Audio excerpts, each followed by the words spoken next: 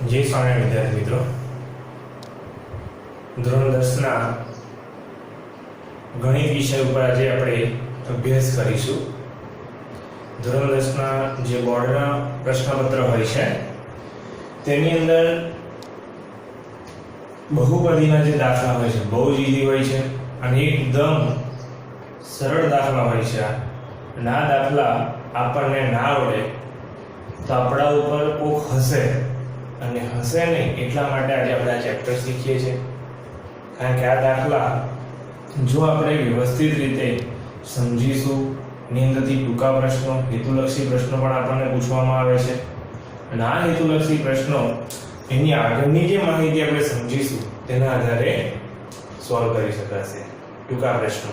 તો આજે આપણે ધોરણ 10 અને ગણિત વિષયનું પ્રકરણ નંબર 2 બહુપદી વિશે અભ્યાસ કરીએ છીએ।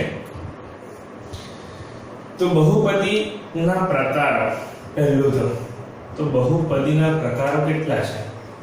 તો બહુપદીના વિદ્યાર્થી મિત્રો મુખ્ય 3 પ્રકાર છે।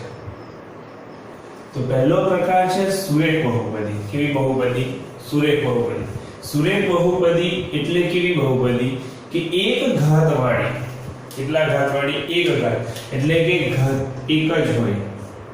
એક ઘાત વાળી બહુપદીને સુરેખ બહુપદી કહે છે। તો કે ઉદાહરણ તરીકે મેં સમજાવ્યું છે। ઉદાહરણ 5x + 3। તો અહીંયા આગળ જે x છે એ x ની ઘાત કેટલી છે? તો અહીંયા x ની ઘાત છે જ ને, એટલે કશું જ ના હોય x ની ઘાત, એટલે x ની ઘાત 1 હોય। કેટલી હોય? 1। તો આ 1 x ની એક ઘાત છે, તો એક ઘાત વાળી, બીજું કોઈ ચલ છે જ નહીં। અહીંયા જો 2 x - 2, તો અહીંયા આગળ x ની કેટલી ઘાત છે? એક ઘાત છે। 3x + 4, અહીંયા x ની કેટલી ઘાત? કશું જ ના હોય એટલે એક ઘાત હોય। તો એક ઘાત વાળી બહુપદીને સુરેખ બહુપદી કહે છે। નંબર 2 દ્વિઘાત બહુપદી। તો બહુ ઈઝી, દ્વિઘાત, દ્વિ એટલે કે બે, ઘાત એટલે કે ઉપર જે ઘાત હોય એટલે તો કે બે ઘાત વાળી બહુપદીને દ્વિઘાત બહુપદી કહે છે। તો જો ઉદાહરણ એનું જો સમજીએ તો 3x² + 5x - 2 અને x² - 3 અને x² - 6, એટલે કે બધી જગ્યાએ જે ચલ x છે એ x ના ચલ ઉપર જે ઘાત છે એ કેટલાની છે? તો અહીંયા આગળ ઘાત કેટલી છે? 2 છે। અહીંયા કેટલી ઘાત છે? 2 ઘાત છે। અહીંયા પણ કેટલી ઘાત છે? 2 ઘાત। તો બે ઘાત વાળી બહુપદી, બહુ સિમ્પલ, બે ઘાત જેની હોય એને દ્વિઘાત બહુપદી કહેવાય। બરાબર? સૌથી વધારે 2 હોવી જોઈએ, પછી 2 થી વધારે 3 ઘાત વાળું હોય તો એ નહીં ચાલે। એટલે સમજવાનું કે સૌથી વધારે આખા બહુપદીની અંદર 2 ઘાત હોય તો એને દ્વિઘાત નહીં કહેવાય। આગળ પાછળ 3 ઘાત હોય તો શું કરવાનું? તો એ ત્રિઘાત બહુપદી કહેવાય। સૌથી મોટી ઘાત કેટલી છે જોવાની આપણે। ત્રિઘાત બહુપદી, જેમ દ્વિઘાતમાં 2 હતું એમ ત્રિઘાત, ત્રિ એટલે કે 3 ઘાત વાળી બહુપદી। તો 3 ઘાત વાળી બહુપદી કેટલા? અહીંયા આગળ 2 ઘાત હતી, અહીંયા આગળ 3 ઘાત છે। તો 3 ઘાત વાળી બહુપદીને ત્રિઘાત બહુપદી કહે છે। તો ઉદાહરણ સમજીએ કે x3 + 2x² - 5x + 3। તો અહીંયા x ની 2 ઘાત છે, જો અહીંયા x ની 1 ઘાત પણ છે, અહીંયા x ની 2 ઘાત પણ છે અને અહીંયા આગળ x ની 3 ઘાત છે। તો સૌથી વધારે ઘાત, સૌથી મોટી ઘાત કઈ છે આમાં? તો કે 3। તો આને ત્રિઘાત, નકર 1 ઘાત હોય તો સુરેખ બહુપદી પણ કહેવાય, 2 ઘાત છે તો દ્વિઘાત બહુપદી પણ કહેવાય। એ વસ્તુ બરાબર છે, પણ એમાં સૌથી વધારે ઘાત કોની છે? તો કે 3, સૌથી વધારે ઘાત 3 છે, એને ત્રિઘાત બહુપદી કહેવાશે। બરાબર? ઉદાહરણ તરીકે તમને એક સમજાવીએ, બીજું ઉદાહરણ કે 2x નો ઘન એટલે 2x ની 3 ઘાત ઓછા 4x, આટલું સમીકરણ છે। તો અહીંયા આગળ x ની 1 ઘાત પણ છે અને x ની 2 ઘાત પણ છે, 3 ઘાત પણ છે। તો આ બેની અંદર મોટું પણ 1 ઘાત કે 3, તો 3, તો આ ત્રિઘાત બહુપદી લખી શકાય, ત્રિઘાત બહુપદી। એવું જરૂર નહીં પછી કે x ની 2 ઘાત હોવી જ જોઈએ જોડે પાછળ, ના પણ હોય। અહીંયા બીજું ઉદાહરણ જોઈએ તો x ની અહીંયા ખાલી એક જ સ્ટેપ, x નો ઘન કેવી બહુપદી છે?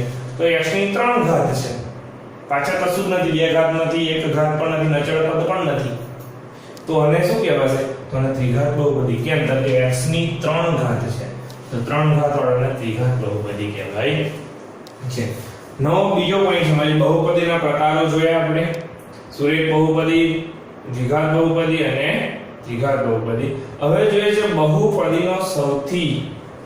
બહુપદીની સૌથી મોટી ઘાતને આપેલ બહુપદીની ઘાત કહે છે.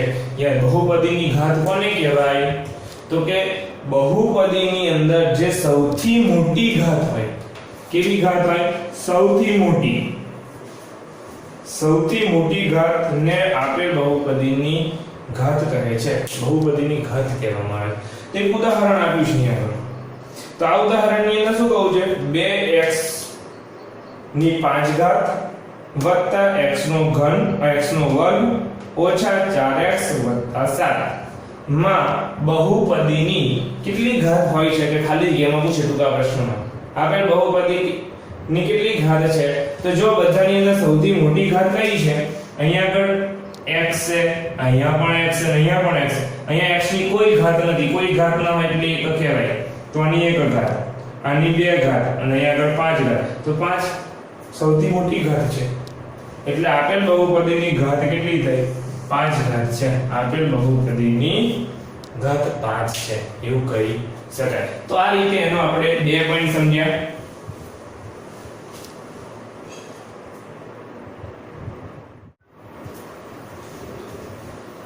ત્રીજો પોઈન્ટ વિદ્યાર્થી મિત્રો છે કે શૂન્યોની સંખ્યા જે આપણે દ્વિઘાત સમીકરણો મળે છે એ દ્વિઘાત, ત્રિઘાત અને સુરેખ બહુપદીઓની અંદર શૂન્યોની સંખ્યા કેવી રીતે મળે આપણને? તો એના માટે શું કરવું છે કે પહેલો પોઈન્ટ જોઈએ તો સુરેખ બહુપદીને ફક્ત એક જ શૂન્ય હોય છે. કેટલું શૂન્ય હોય છે? એક જ. આપણે એક ઉદાહરણ લઈએ એના માટે જો લેવું હોય તો આપણે આગળ એવું લીધેલું કે 3x - 2 આટલું છે, એના બરાબર હું 0 લઉં તો એ ચલ એક જ છે, એની એક જ ઘાત છે, એટલે ના કોઈ, તો અહીંયા આગળ મને શું મળી શકે? 2 પેલી બાજુ જાય તો 3x 2 પેલી બાજુ જશે એટલે માઈનસ એના પ્લસ થઈ જશે, ઇઝ ઇક્વલ ટુ 2. બરાબર? તો x ઇઝ ઇક્વલ ટુ 3 ગુણાકારમાં છે, એટલે ભાગાકારમાં આવે એટલે 2/3. મને એક સંખ્યા મળી એટલે એક જ શૂન્ય મળે, એક જ કિંમત મળી શકે મને. જ્યારે દ્વિઘાત બહુપદી, કેટલી ઘાત? દ્વિઘાત બહુપદી ને વધુમાં વધુ 2 શૂન્યો હોય છે. એ સમજાવું છું, ત્રિઘાત નહીં સમજાવું, દ્વિઘાત સમજી લઈએ કે વધુમાં વધુ કેટલા શૂન્ય હોય? 2 શૂન્ય હોય. તો આપણે એનું એક ઉદાહરણ અહીં આગળ સમજીએ. કોઈ એક પદ લઈ લઈએ આપણે કે x² - 3x + 2 = 0. તો આ કેવી બહુપદી છે? પહેલો પ્રશ્ન આપણને એવો સમજવાનો છે. તો આપેલા સમીકરણની અંદર x છે ચલ તરીકે, અહીંયા આગળ એક ઘાત છે, અહીંયા 2 ઘાત છે, એટલે દ્વિઘાત બહુપદી થઈ. તો આપણે ભણી રહ્યા છીએ દ્વિઘાત બહુપદી ને વધુમાં વધુ કેટલા શૂન્ય મળે, આની કેટલી કિંમતો મળે એ સમજીએ. તો અહીંયા આગળ 2x અને x નો વર્ગ વત્તા 3x વત્તા ઓછા 3x વત્તા 2 બરાબર 0. તો અહીંયા આગળ કશું આગળ છે નહીં એટલે એક જ કહેવાય. એટલે આ બંનેનો ગુણાકાર કરું તો 2 × 2, તો 2 ના મારે એવા ભાગ પાડવાના. ધોરણ 9 ની અંદર તમે ભણ્યા છો, બરાબર? એના આધારે અવયવ પાડવાનો દાખલો છે. તો હું એવા ભાગ પાડીશ કે એનો સરવાળો જે કહેવાય એ સરવાળો 2 નો એવા ભાગ પડેનો સરવાળો 3 આવે. તો શું કરી શકું? તો હું લખી શકું 2 × 2 એટલે 2 × 1 કરી શકું. તો અહીંયા આગળ ઓછા છે એટલે -2 અને -1 એટલે ઓછા વત્તા 2 ને 1 3 એટલે એના ભાગ પડે એટલે અહીંયા આગળ સમીકરણ મારે અવયવની અંદર કેવી લખાશે તો આ રીતે લખીશ જો 2x નો વર્ગ ઓછા 2x ઓછા x વત્તા 2 બરાબર 0 અહીંયાથી x કોમન નીકળે એટલે x કોમન કાઢે તો એની અંદર x રહેશે ઓછા 2 અહીંયા આગળ x તો કોમન કાઢે વધી ગયું અહીંયાથી હું -1 કોમન કાઢીશ એટલે -1 કોમન નીકળ્યો એટલે મને અહીંયા આગળ શું મળે x માઈનસ કોમન કાઢી દે એટલે અહીંયા આગળ રહ્યા પ્લસ છે એમાં માઈનસ કોમન કાઢવાનો એટલે મારા પ્લસના કેવા થઈ ગયા -2 0 તો આખું સ્ટેપ કોમન છે એટલે x -2 અને આ 1 છે પેલી બાજુ આ x છે અને -1 વધે એટલે x -1 બરાબર 0 આના બરાબર 0 તો આના બરાબર 0 x -2 બરાબર 0 તો x બરાબર આ બેની કિંમત આ બે પેલી બાજુ જાય એટલે મને કેટલા મળે અહીંયા આગળ વત્તા ઓછા 2 છે પેલી બાજુ એટલે વત્તા 2 મળે એવી જ રીતે અહીંયા આગળ જોઈએ તો x -1 બરાબર 0 1 પેલી બાજુ જાય માઈનસ છે પેલી બાજુ પ્લસ થઈ જાય એટલે x બરાબર +1 તો x ની મને બે કિંમત મળી એટલે બે શૂન્ય મળી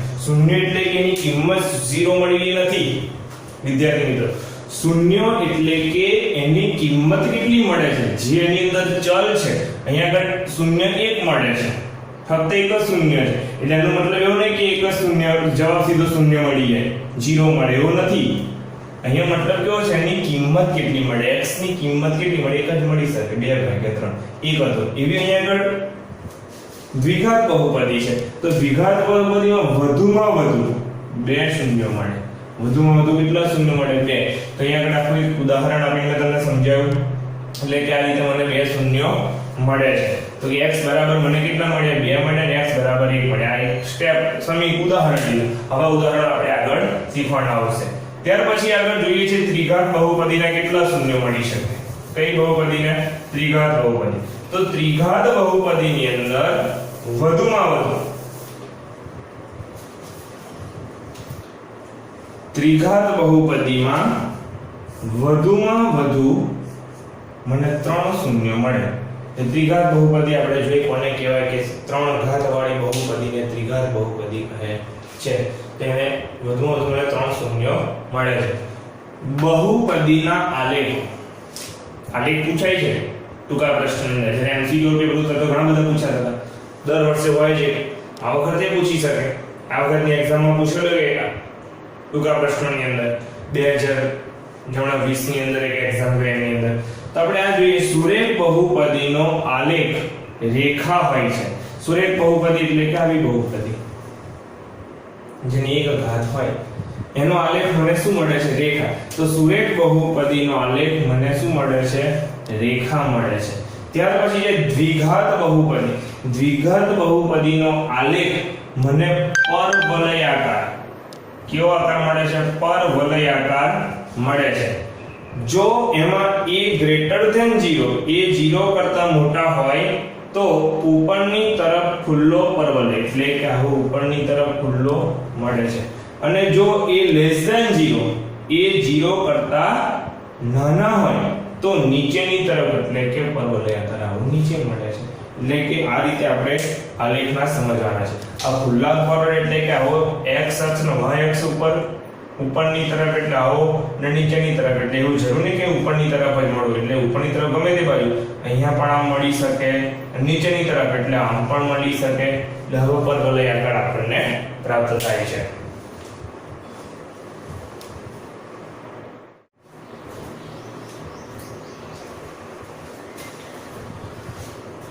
આગળના 4 નંબરના સંબંધની અંદર આપણે વિદ્યાર્થી મિત્રો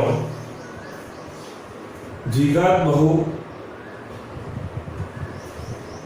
સુરેખ સમીકરણ હોય તો આપણને આલેખ કેવો મળે છે દ્વિઘાત બહુપદી કે તો આલેખ કેવો મળે છે પરવલયાકાર એની અંદર આપણે એની કિંમત a less than 0 ને greater than 0 જોયા એમાં a શું હતો એ અહીંયા છે આપણે દ્વિઘાત સમીકરણ જે ભણી રહ્યા છે એટલે કે દ્વિઘાત બહુપદીના જે શૂન્ય છે તો આ દ્વિઘાત બહુપદીની અંદર એક સામાન્ય સ્વરૂપ છે એની અંદર આવી આવશે આપણે આગળ સમજાવીએ છીએ તો હવે આજે પાંચમો પોઈન્ટ જોઈએ છે દ્વિઘાત બહુપદીના શૂન્યો અને સહગુણકો વચ્ચેનો સંબંધ. તો પહેલો સંબંધ શું છે? તો દ્વિઘાત બહુપદી નું પ્રમાણિત સ્વરૂપ p of x બરાબર ax² + bx + c છે.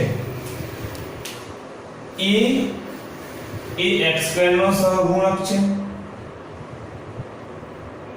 x નો સહગુણક b છે અને આ જે c છે એ કેવું પદ છે?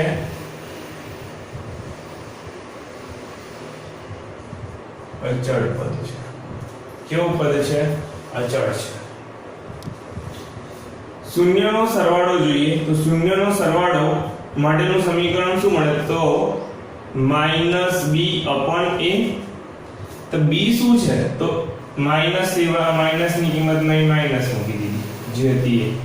અને b એ અહીંયા આગળ આપેલું જે પ્રમાણિત સ્વરૂપ છે, કયું સ્વરૂપ છે આ? પ્રમાણિત સ્વરૂપ. એ પ્રમાણિત સ્વરૂપની અંદર ax² + bx + c પ્રમાણિત સ્વરૂપની અંદર જે x છે એનો સહગુણક કોણ છે? તો કે x નો સહગુણક b છે. તો b ની જગ્યાએ હું લખું છું b બરાબર x નો સહગુણક. b કોણ છે? x નો સહગુણક. a બરાબર x² નો સહગુણક. મેં લખ્યું x² નો સહગુણક. શૂન્યનો ગુણાકાર એનું શું સમીકરણ છે? તો એનું સમીકરણ સૂત્ર એવું છે શૂન્યનો ગુણાકાર બરાબર c/a. તો c શું છે? તો એ અચળ પદ છે. અહીંયા લખ્યું છે અચળ. કોઈ એની જોડે ચલ છે ને એટલે અચળ પદ. અને a x² નો સહગુણક, એ જ x² નો સહગુણક. આવી રીતેના સંબંધો મેળવી શકાય છે. કોનો કોનો? તો કે શૂન્યનો અને સહગુણકોનો. શૂન્ય અને સહગુણકોનો.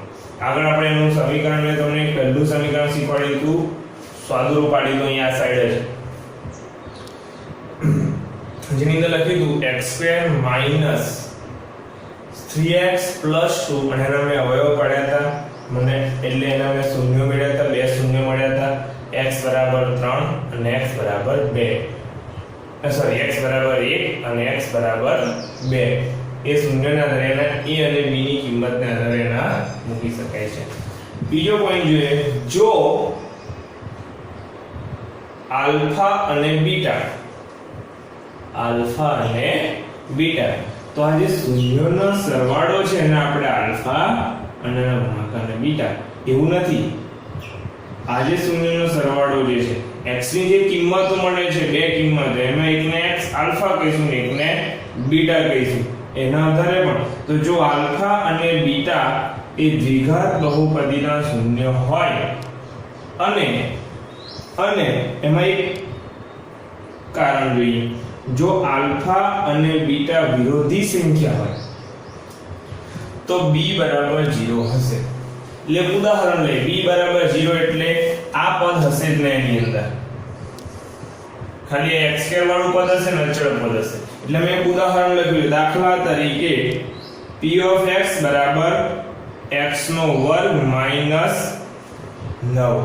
આનું સાદુરૂપ આલો તો અહીંયા જોઈએ, ખાલી સમજીએ કે આ સમીકરણ લઈએ કે p of x બરાબર x² - 9. આવું લખી શકાય x² - 3/2. તો આના આધારે શું બની શકે તમને ખબર છે? a² + b². સમીકરણ ભણ્યા છો ને બધા? ધોરણ 9 ની અંદર દ્વિઘાત સમીકરણ આવતા હતા, એની અંદર તમે ભણ્યા છો. આવું સૂત્ર આવતું હતું a²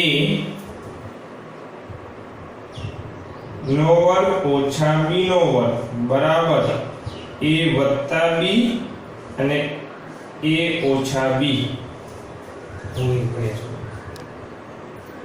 તો આના અંદર a² - b².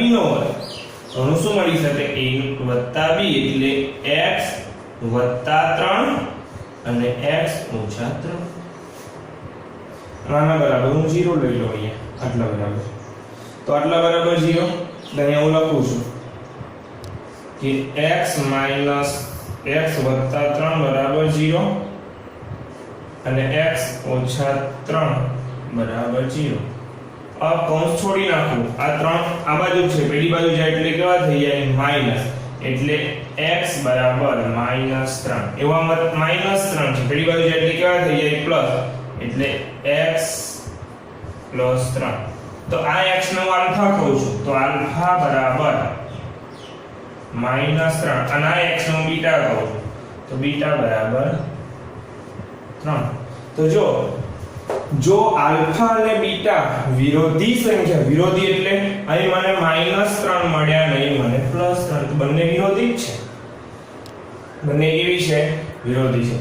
તો મને b બરાબર 0 મળશે. એટલે આ સમીકરણની અંદર x વાળું કોઈ પદ જ નથી, એટલે b નું સમીકરણ જ નથી, એટલે b બરાબર 0.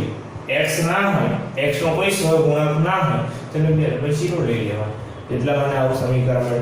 બીજો પોઈન્ટ શું કહે, જો બીટા આલ્ફા અને બીટા પરસ્પર વ્યસ્ત હોય, વ્યસ્ત એટલે પહેલો પ્રશ્ન આપણને એવો થાય વ્યસ્ત એટલે શું, તો અહીંયા આગળ એક સમીકરણ લખીએ અને એક સ્ટેપ લખીએ છીએ કે 2 એનો વ્યસ્ત શું, તો કે 1/2 એનો વ્યસ્ત કહેવાય. તો જો આલ્ફા 2 હશે તો બીટા 1/2 હશે, પરસ્પર વ્યસ્ત હોય તો c બરાબર a હશે. c અને a બંને સરખા જ હશે, એટલે કે અચળ પદ અને x² નું પદ બંને કેવા હશે? સરખા હશે. તો આવી રીતે અચળ પદોનો આપણે મેળવી શકાય છે. એટલે કે આનો આપણે શું જોયો? છઠ્ઠો નિયમ જોયો. હવે આગળનો નિયમ આપણે જોઈએ.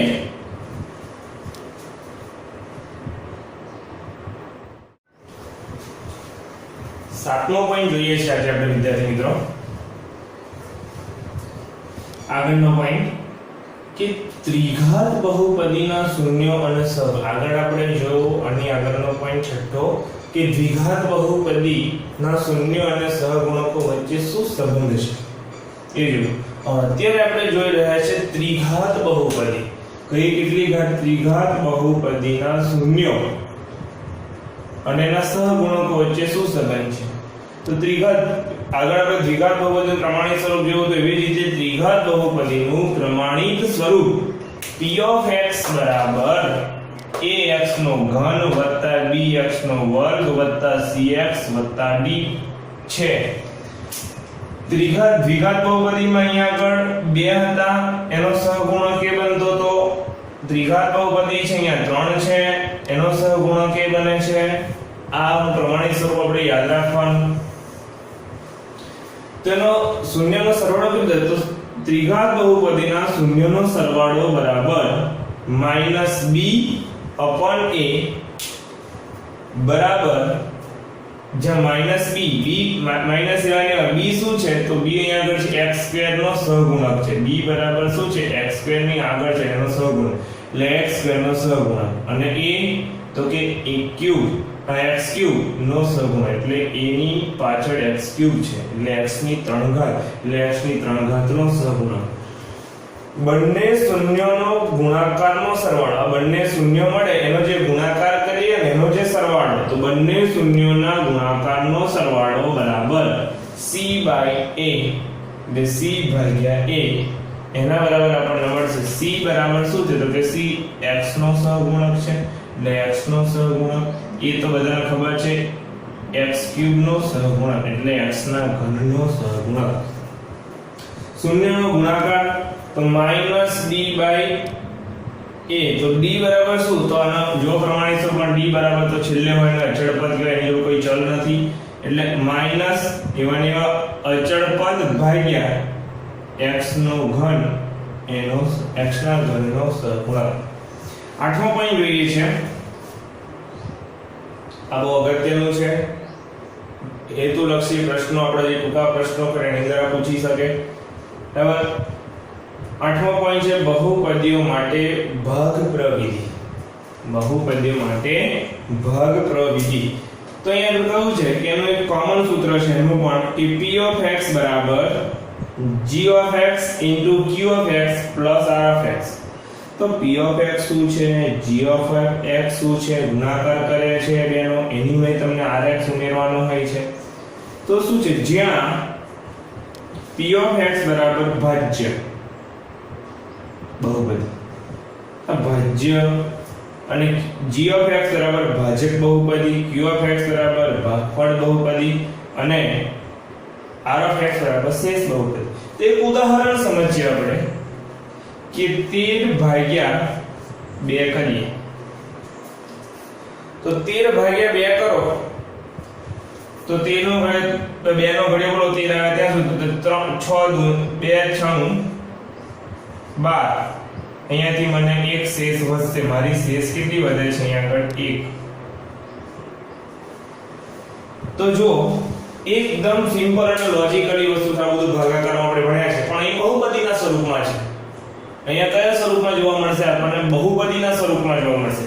તે બહુપદીના સ્વરૂપની અંદર આપણને જોવા મળે છે. તો એને કઈ રીતે સમજવાનું? તો આ જે પદ્ધતિ ભણ્યા તો ભાજ્ય, ભાજક, ભાગફળ અને શેષ આટલી વસ્તુ આપણે ભણ્યા જ છે. આટલી વસ્તુ પાછળ બહુપદી લાગી ગયું. ભાજ્ય કોને કહેવાય, ભાજક કોને કહેવાય, ભાગફળ કોને કહેવાય, વસ્તુ સમજીએ. તો p of x એટલે કે જે મને આ 13 છે, 13 અંદરની બાજુ એને હું શું કહું છું? ભાજ્ય. શું કહીશું? ભાજ્ય કહીશ. 2 વડે હું 13 ને ભાગું છું એટલે આ મારો શું છે ભાઈ? 2 શું છે? ભાજક. ભાગાકાર કરતા મને જવાબ શું મળે છે? 6. તો આ 6 શું છે મારો? ભાગફળ છે. અને છેલ્લે શેષ કેટલી મળે છે? અહીંયા ઘણીવાર 0 પણ શેષ મળે છે. ગમે તેટલો શેષ મળી શકે એટલે 1 શું છે મારી? શેષ. આટલી વસ્તુ તમે ભણ્યા છો. એની પાછળ બસ આ ભાગાકાર હતો. હવે બહુપદીના સ્વરૂપમાં ભાગાકાર આવશે. આટલે સુધી આજનો વિડિયો રાખીએ છીએ. નવા વિડિયોની અંદર આપણે સ્વાધ્યાય 2.1 ગણીશું. ત્યાં સુધી સર્વને જય સ્વામિનારાયણ.